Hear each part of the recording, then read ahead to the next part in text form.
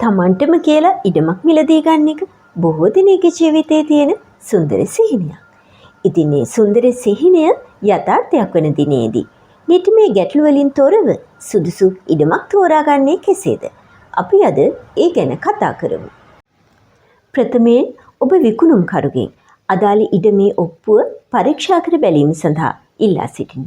පරීක්ෂා කර බලන්න ඔහුගේ නම ඒ ඔප්පුවේ ගැනුම්කරු විදිහට තෑගි ඔප්පුවක් නම් එහි ත්‍යාගලාභියා විදිහට සඳහන් වෙනවද කියලා.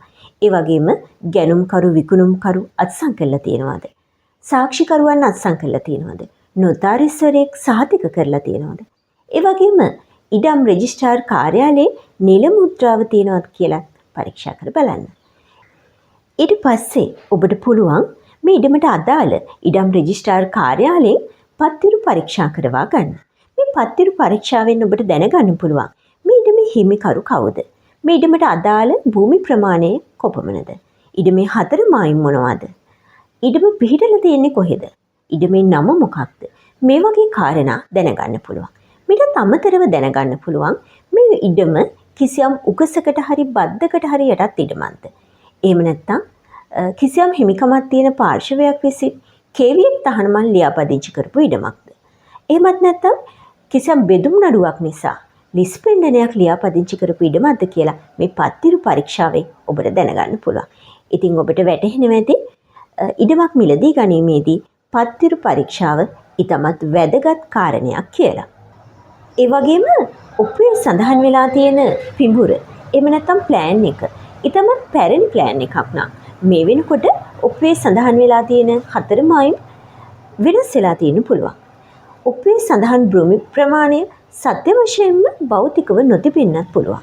ඉතින් වඩාත් හොඳයි බලයලත් මිලින්දෝරුවරයෙකු ලවා නැවත මේ ඉඩම මැන පරීක්ෂා කර බලා භෞතිකව ඒ භූමි ප්‍රමාණය තියෙනවද කියලා තහවුරු කරගෙනම ඉඩම මිලදී ගන්නවා නම්. මීට අමතරව තවත් කාරණයක් තියෙනවා ඔබ විසින් අවධානය යොමු කළ යුතු. ඒ තමයි මේ ඉඩමට අදාළ පළාත් පාලන ආයතනින් නිකුත් කරන ලේඛනවල ගැටලුවක් තියෙනවද නැද්ද කියලා පරීක්ෂා කර බැලීමත් ඉතාමත් වැදගත්. අදාළ පළාත් පාලන ආයතනයෙන් නිකුත් කර රේඛා සහතිකය. අදාළ ඉඩම හෝ එහි කොටසක් මාර්ගයේ පුළුල් කිරීම සඳහා යටත් වන්නේද නැද්ද යන්න සඳහන් වෙනවා. නොපරවා ගැනීමේ සහතිකය. මේ ඉඩමට අදාළ වරිපනම් බදු හෝ සංවර්ධන බදු ගෙවීම පැහැර හැර ඇතනම් එය අයකර ගැනීම සඳහා අධිකරණ නියෝගයක් මගින් ඉඩම පළාත් පාලන ආයතනයට පවරා ගැනීමට හැකියාවක් තියෙනවා. එසේ ඉඩම පවරා ගැනීමට අදහසක් නැත්නම් ඒ වගේම කිසියම් සංවර්ධන කටයුත්තක් සඳහා ඉඩම රජයට පවරා ගැනීමට අදහස් නොකරන්නේ නම් නොපරවා ගැනීමේ සහතිකය නිකුත් කරනවා. යෝගිතා සහතිකය මගින් අදාළ ඉඩම පදිංචිය සඳහා යෝග්‍ය ඉඩමක්ද නැද්ද යන්න දැනගන්න පුළුවන්. හිමිකම් සහතිකය පරීක්ෂා කිරීමෙන් දැනගන්න පුළුවන් ඉඩමට අදාළ වරිපනම් ලේඛනයේ විකුණුම්කරුගේ නම සඳහන් වෙනවද කියලා. ඒ වගේම පරීක්ෂා කර බලන්න ඉඩම සම්බන්ධයෙන් වන පිඹුර අදාළ පළාත් පාලන ආයතනයේ අනුමත කරගෙන තියෙනවද කියලා.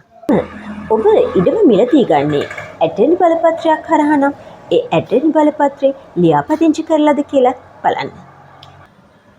මේ ඉඩම මිලදී ගැනීමට පෙර ඔබ විසින් හිමිකම් පරීක්ෂාවක් එහෙමත් නැත්නම් පෙළපත් පරීක්ෂාවක් සිදු කරගන්නවා නම් ඒ වඩාත් බුද්ධිමත් ක්‍රියාවක්.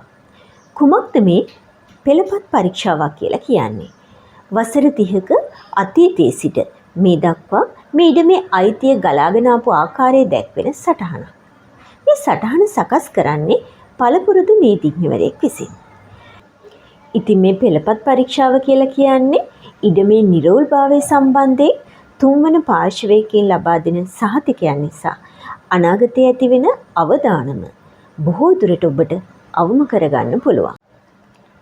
මාහිතින් සඳහන් කළ කාරණා පිළිබඳව අවධානය යොමු කිරීමෙන් අනතුරුව ඔබ ඉඩම මිලදී ගන්නවා නම් ඔබගේ ඉඩමක් මිලදී ගැනීමේ සුන්දර සිහිනය සුන්දර යථාර්ථයක්ම වේවි.